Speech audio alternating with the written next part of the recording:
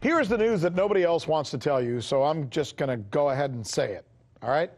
We're losing the war in Afghanistan. There, you heard it. Losing the war in Afghanistan in a horrible way. And there's no better proof than what appears to have just taken place over the weekend. See, in war, there's their side and then there's our side, right? Their side in Afghanistan is the Taliban. We kind of know that, right? Our side is the Afghan security forces that we have trained and propped up to fight, right? Well, according to Reuters, an entire company of our Afghan security forces were wiped out last night. Wiped out. The death toll in this sudden attack by the Taliban may be as high as 126. 126 death toll, according to an official who described the scene of the firefight and the explosion at the military training center where this attack occurred. This is a decimating attack, which is not the type of news that we want to hear about a war that our country has now been fighting for 17 years. What's worse is that it's not an isolated incident. He's reporting from Kabul about the other recent Taliban attacks. This was one of the other bloodiest attacks. That last week we had a similar attack in Kabul that many people were killed, but still we also had a lack of access to the information. Again, the similar case. But what is very visual and obvious that is Taliban have carried out two deadly attacks in the past 2 weeks.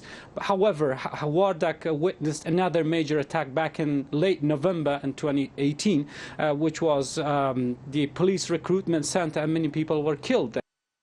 It's sad to hear that the Taliban is as strong as it is, but that's what we're hearing in all the reports that are coming out of Afghanistan. Now, President Trump announced recently, you know, we reported it here on this show, that we are going to be pulling our troops out of Afghanistan, but there's no specific plan, there's no pullout date to go along with that announcement, which usually means, there's some analysis here, that hawks inside the Trump administration could decide that that pullout just ain't going to happen. They're just not going to let it happen. And why would they do that? Well, it's because of something you will never hear about on some of the other networks, right? You see, while we may be losing the war and many on our side are getting killed, like those 126, according to that report, our side is still making money, a lot of money. And by our side, I mean military contractors, most of which are very connected to some of Mr. Trump's foreign policy advisors. Oh, and they also give millions and millions of dollars in political donations to the men and women who represent you and me in Congress. So they kind of have both bases covered, right?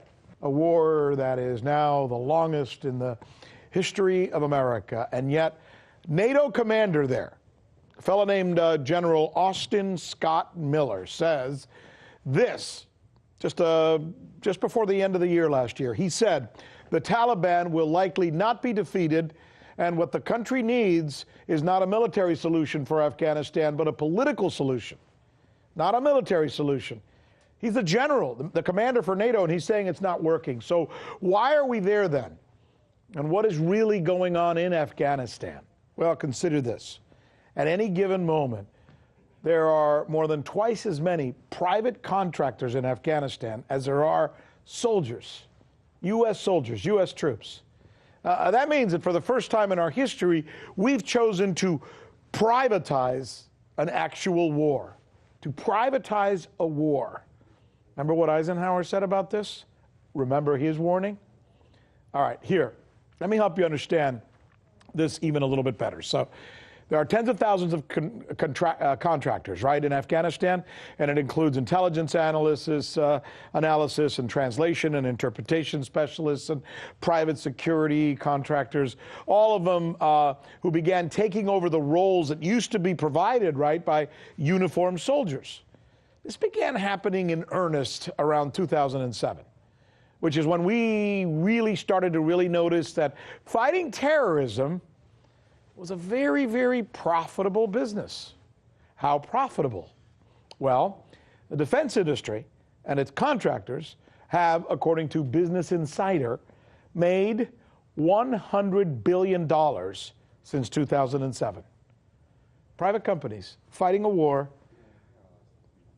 $100 billion since 2007. Now, might have that something to do with this perpetual war in Afghanistan?